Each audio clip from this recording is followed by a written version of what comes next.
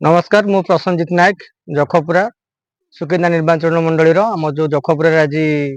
BJP press meet देखिलु से आम आज आपण मान मीडिया बंधु मान डाकिलु आम विजु जनता दल ऑफिस को मु आपण मान आज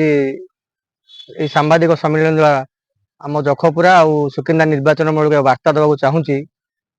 आज देखिलु आमर बीजेपी जड़े युव नेता आम जखपुरा ग्राम बीजेपी ऑफिस रे आसी एक वार्ता देइचंदी थाना घेराव करेंगे जो निर्वाचन समय रे निर्वाचनिक हिंसा को लेकिन थाना घेराव करेंगे कार तथ्य जहाँ आम पाखे सत्यासत्य अच्छी मु आपण मान द्वारा मीडिया बंधु मान द्वारा सुकिंदा निर्वाचन मंडली ओडिशार बीजेपी सब जो कार्यकर्ता अच्छा से सचेतन करने को खास कर बीजेपी कार्यकर्ता सचेतन करने को सुकिंदा निर्वाचन मंडली आपण मान डाकिले।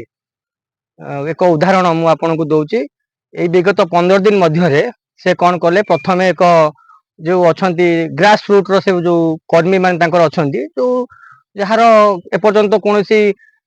माने छोट छोट छुआ जो फास्ट भोटर एवं से यूटिलाइज केमती प्रॉपर्ली करुँच वयस्क जो माने आमर अच्छा माने बीजेपी नेतृमंडली से प्रॉपर यूटिलाइज कर मद आउ किछि पैसा देकी से माने ताकू कौन कर गोटे एजेंडा से जो जी अच्छ कमेंट कर कमेंट करिकी गोटे इश्यू क्रिएट कर तो से आज प्रेस मीट डाकिबार मुख्य उद्देश्य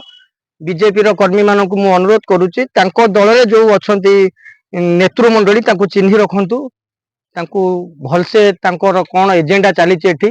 निर्वाचन गोटे पर्व से केमिति आमे निजुको ये पर्व रे भलरे भोट देकी ए पर्व को आमे सारिबा झगड़ा झांटी करिबा नहीं गोटाए भी दिन आपण बीजेपी कौन मीटिंग रे देखिबे नहीं से पार्टी ऑफिस रे डाकिकी नेतृमंडली पिला मानकू बुझासुझा करूचंती जे आपण माने झगड़ा झांटी निर्भूत रुहंतु तांकर मेन फोकस आमर प्रथम 10 दिन तले रास्ता मझिरे जड़े युव नेता जहाँकर बयस 40 रु 42 दुई जन डोर खोलिकी मद आनी मद पी आम जखपुरा ग्रामर गाँ मिडिल रे माँ भौणी मानक ना रे असभ्य भाषा गाड़ी गुलज कर एक राजनैतिक हिंसा तैयारी करने को प्रचेष्टा करते जार जवाब रे आमे आईनगत भाव थाना को जाइलु से सेठू पीआर बॉन्ड रे बेल रे जाइछंती। सेकेंड इनसीडेंट कले जो आम प्रचार करने समय रे 2 जन 3 जन छोट छोट छुआ को पठेकी से झगड़ा झांटी करूचंती सेठू जेतेबेले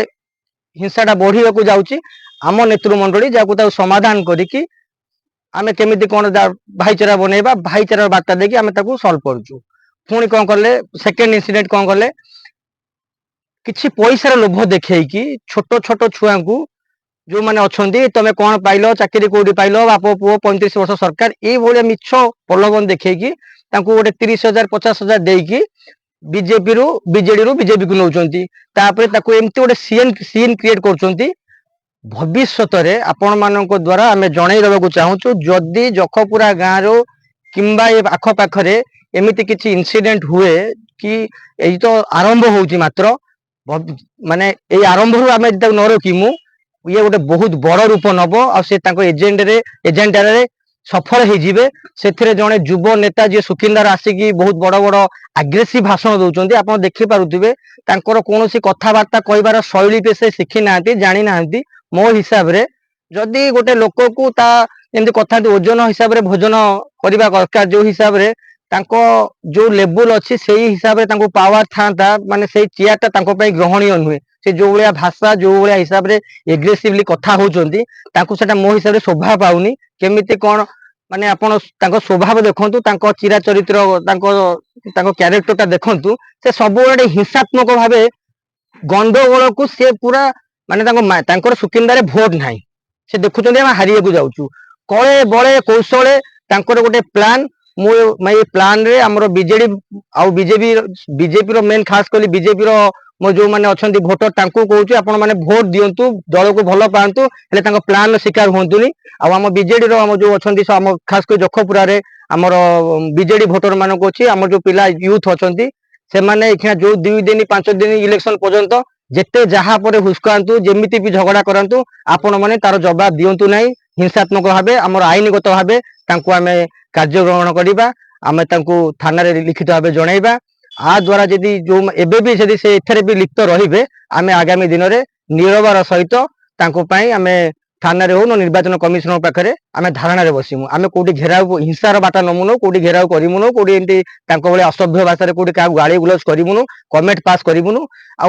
ମେନ୍ ପଏଣ୍ଟ ଆପଣଙ୍କୁ ଖାଲି କହିଦଉଛି, ଏବେ ଆପଣ ଜାଣିଥିବେ ଗୋଟେ ଝଗଡ଼ା ହେଲା, କହୁଛନ୍ତି ସେ ନା ପ୍ରସଞ୍ଜିତ ନାୟକ ସେ ଝଗଡ଼ାର ଇଏ। ମୁଁ ଆପଣମାନଙ୍କ ଦ୍ୱାରା ଏଇ ପ୍ରେସ୍ ମିଟ ରେ